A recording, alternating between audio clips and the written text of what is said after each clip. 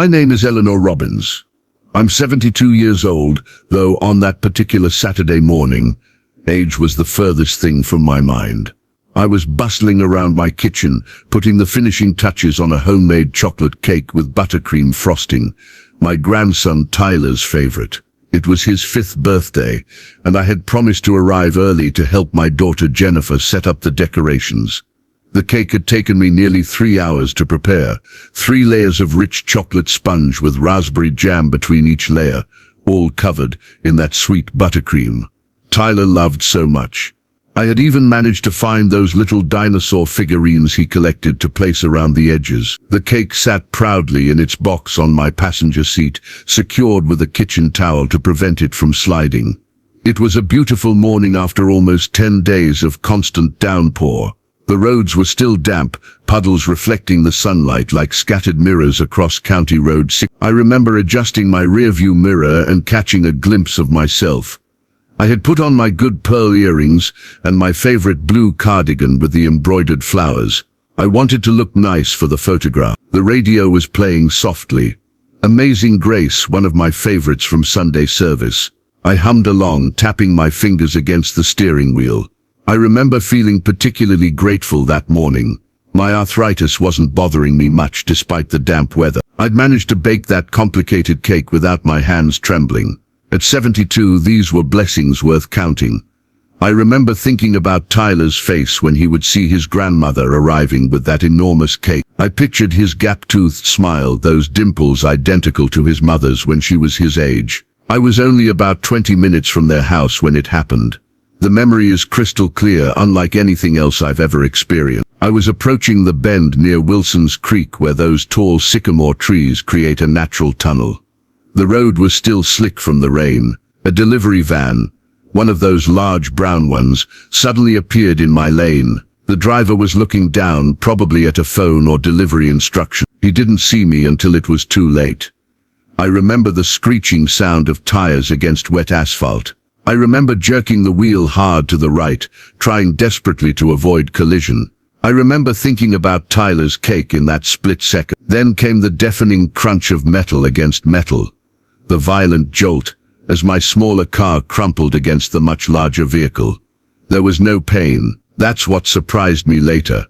Just a sudden silence. The radio stopped. The engines stopped. Even time itself seemed to stop. According to the medical report my daughter later showed me, my heart ceased beating at 10:37. For exactly 14 minutes and 28 seconds, Eleanor Robbins was no longer among the living. But I was somewhere extraordinary. I want to be absolutely clear, what I experienced wasn't darkness or emptiness. It wasn't like falling asleep or losing consciousness. It was a transition into something more vibrant, more real than anything I had ever known. The first sensation was complete peace, not the peace of sleep or meditation, but a profound absence of fear or worry that I had never experienced before. I felt myself becoming aware of my surroundings without using my physical senses. It wasn't seeing with eyes or hearing with ears. It was pure knowing. Around me was an atmosphere that seemed to radiate with love. The closest description I can give is that it resembled light, but not the harsh light that hurts your eyes on a sunny day. This light had texture, feeling, emotion. It enveloped everything. It communicated directly to my soul, bypassing all the normal barriers of language or thought. There was no disorientation, no confusion about where I was or what had happened. I understood with perfect clarity that my body had died in that collision, yet I was more alive than I had ever been. The environment wasn't structured with walls or floors or ceilings, yet I didn't feel like I was floating aimlessly. There was substance all around me, just not physical substance as we understand it. Distance and time seemed to function differently. I could perceive everything at once. Above, below, behind, ahead. My consciousness wasn't restricted to a single viewpoint. Then I became aware that I wasn't alone. A being appeared beside me. I say appeared, but that's not quite right. It was more like my awareness of their presence, suddenly intensified, as though they had been there all along, but I was only now capable of perceiving them. This wasn't a winged creature in white robes like the paintings in church. There were no harps, no golden halo. The being beside me existed as patterns of living energy, continually shifting, yet maintaining a distinct identity. I perceived features that were both masculine and timeless, though these concepts feel inadequate to describe what I witnessed. Though no words were spoken aloud, communication flowed between us with perfect clarity. The being didn't use language as we know it. Instead, complete concepts and understandings were transferred directly into my consciousness. Eleanor, the being, conveyed. The recognition of my name carried with it warmth, welcome, and deep familiarity, as though this messenger had known me my entire life, perhaps even longer. I felt no fear in this presence, only a profound sense of homecoming, like I was meeting someone I had always known but somehow forgot. The being emanated compassion so intense, it would have brought me to tears if I'd still had a physical body. You wonder why some can perceive us while others cannot. The being communicated, answering the question that had formed in my consciousness. What followed was not a simple explanation, but an immersive understanding that unfolded within me. The messenger guided my awareness to what appeared like an intricate, living tapestry. Billions of points of light, each representing a human soul, stretched across existence. Each light pulsed with its own unique rhythm and intensity. Some blazed bright and steady, others flickered gently, some seemed barely visible, not because they were less valuable, but because they were vibrating at different frequencies. Each soul resonates at its own spiritual frequency, the messenger conveyed. This is not a measure of worth or deservedness, but of attunement. I understood then that souls are like individual instruments, each designed to receive and transmit different spiritual wavelengths. Some are naturally more receptive to certain spiritual frequencies, not because they're better or more loved, but simply because of how they're calibrated in that particular lifetime. Young children, with their innocence and openness, often perceive spiritual beings easily. Their instruments haven't yet been dampened by doubt, cynicism, or the constant noise of the material world. Similarly, those approaching death often experience increased spiritual sensitivity as the veil between worlds naturally thins. A young boy, no more than 4 years old, chatting animatedly with an empty corner of his bedroom where a radiant guardian stood, nodding patiently at the child's stories. The boy's mother walked through the doorway, smiled indulgently at her son's imaginary friend, completely unaware of the magnificent being sharing the room with them. An elderly woman in a hospice bed, her physical body frail and diminished, yet her face illuminated with joy as she gazed at the 3 luminous figures surrounding her bed. The nurses and family members moved around her, tending to her needs, completely unaware of the entourage preparing to escort her home. Why don't they see? I asked, though not with words. What the messenger revealed next changed my understanding forever. I was shown that perception of spiritual realities is governed by multiple factors, all working in harmony with free will. First, I was shown that God never imposes spiritual sight on those unprepared to bear it. For some, the sudden lifting of the veil would cause terror rather than comfort. For others, it might lead to unhealthy obsession or spiritual pride. The messenger showed me how spiritual revelation is always perfectly calibrated to what each soul can meaningfully receive and integrate. I watched as souls throughout the world were like flowers in various stages of blooming, some fully open, others still tightly closed, each according to its own divine timing. No soul was neglected or forgotten. Each was tenderly watched over, regardless of their ability to perceive this care. Then the messenger revealed the barriers to spiritual perception that humans create themselves. A dense fog rolled across cities and towns, a mist composed of distraction, cynicism, materialism, and preoccupation. People moved through their days surrounded by spiritual presences, yet entirely unaware, their attention captured by screens, deadlines, status and acquisition. Their spiritual senses lay dormant, overwhelmed by the constant stimulation of physical existence. The world shouts, the messenger conveyed. The spiritual realm speaks in whispers. I saw how pride functions as perhaps the greatest barrier to spiritual perception. The messenger showed me religious leaders who spoke eloquently about divine things, yet harbored secret arrogance that blinded them to the very presences they preached about. Meanwhile, individuals with no religious education or standing, the humble, The broken, those who had been brought low by life's difficulties, often possessed the clearest spiritual sight.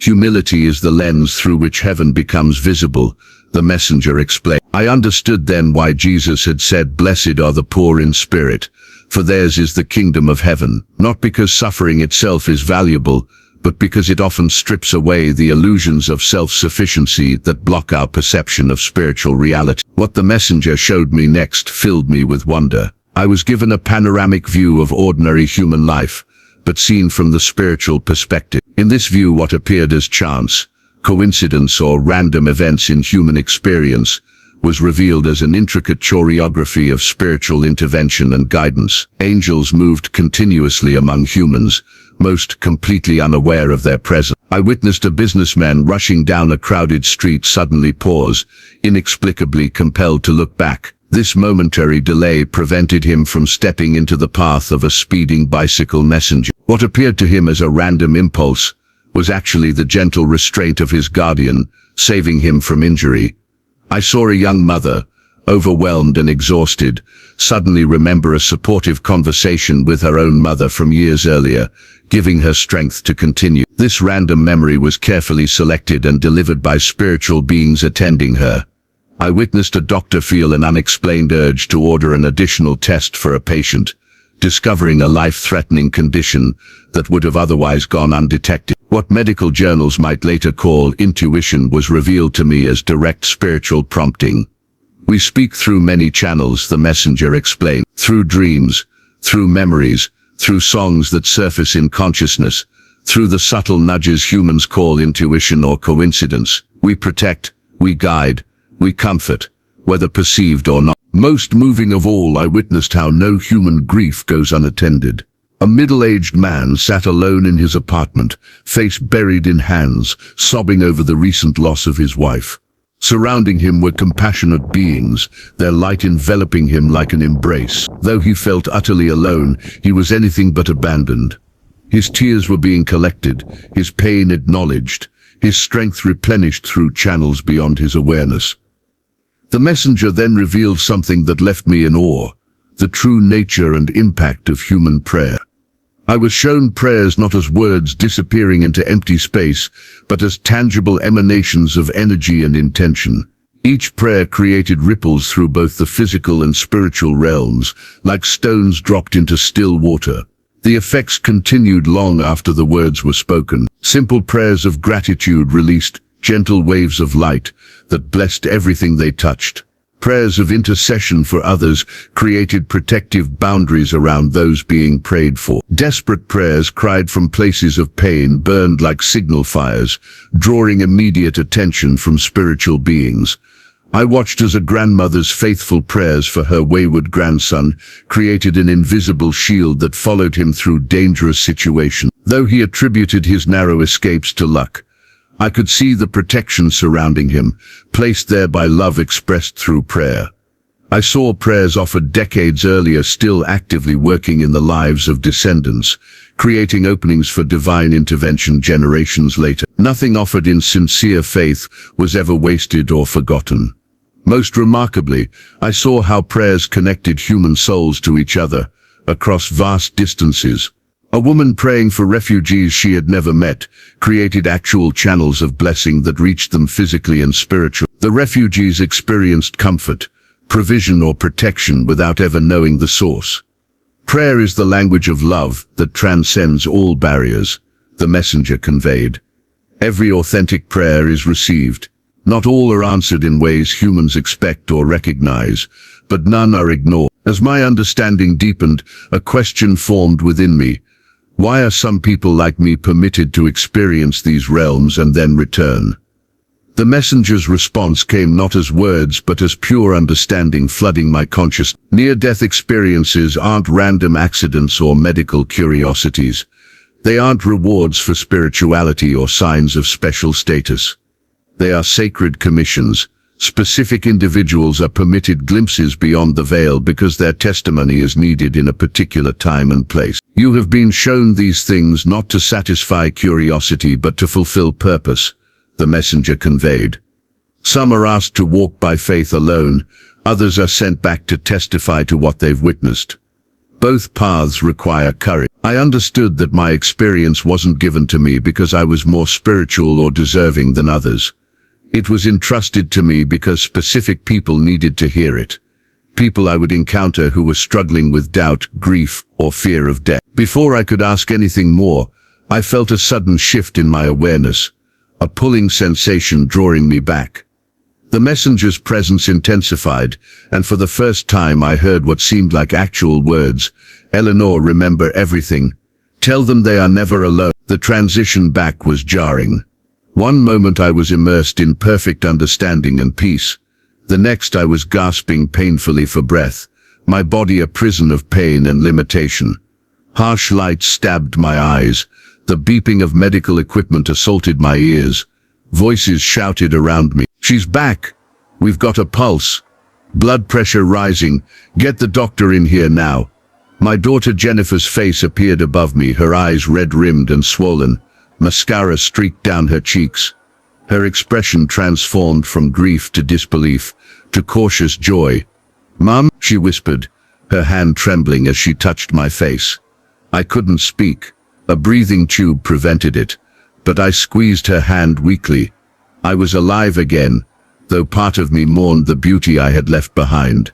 The medical team was in shock. According to all standards, I should have been irreversibly dead after nearly 15 minutes without oxygen to my brain. Yet here I was, not only alive but with my faculties intact. The doctors called it medically inexplicable.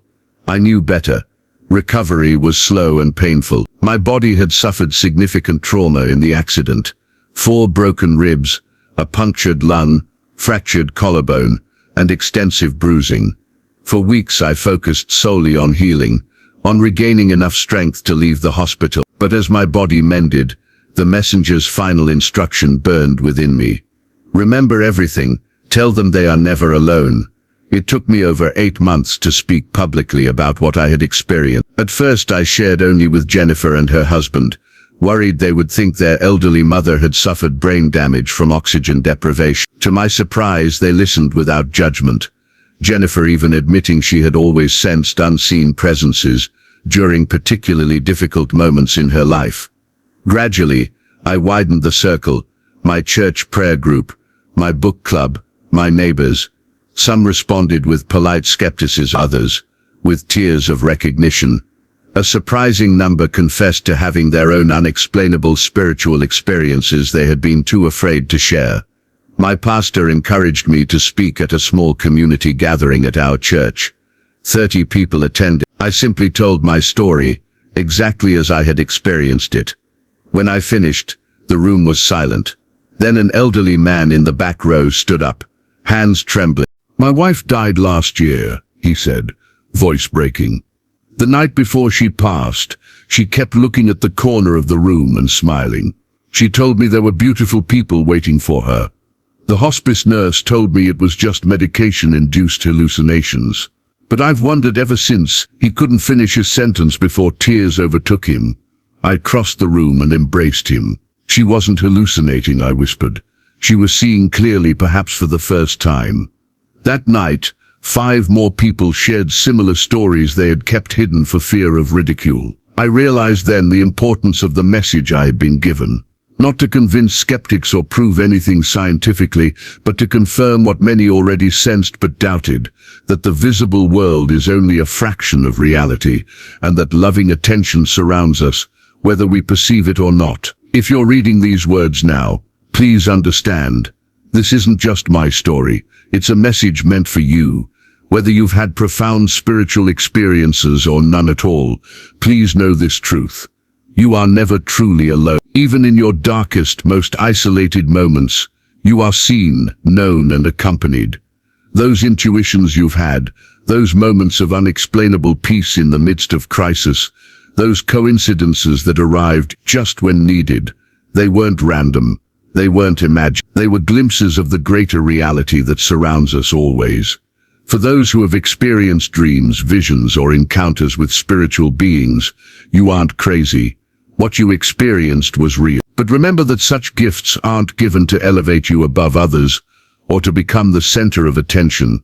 They're entrusted to you so you can offer hope to those who struggle to believe in anything beyond what they can physically see. For those who have never had such experiences, you aren't less loved or less spiritual. Walking by faith rather than sight requires its own kind of courage, perhaps even greater than mine. Your prayers are heard, your tears are seen, your life has purpose beyond what you can currently perceive. I'm Eleanor Robbins. On June 23, 2018, I died on County Road 16 on my way to my grandson's birthday party. For 14 minutes and 28 seconds, I experienced a reality beyond description, and what I witnessed there continues to transform how I live each day I have left on this earth. If something in my story resonates with your spirit, perhaps that's not coincidence. Perhaps you were meant to find these words today, a reminder that even when the world feels dark and chaotic, you remain eternally seen, known, and loved. I believe our stories have power. If my experience has touched something in you, I invite you to share your own story below. Have you sensed angelic presence, experienced unexplainable peace or guidance? Or do you simply need prayer during a difficult time? This community is a safe place to be heard. Remember, no one journeys alone. Not in life, not in death, not ever. Retry Claude can make mistakes. Please double-check responses.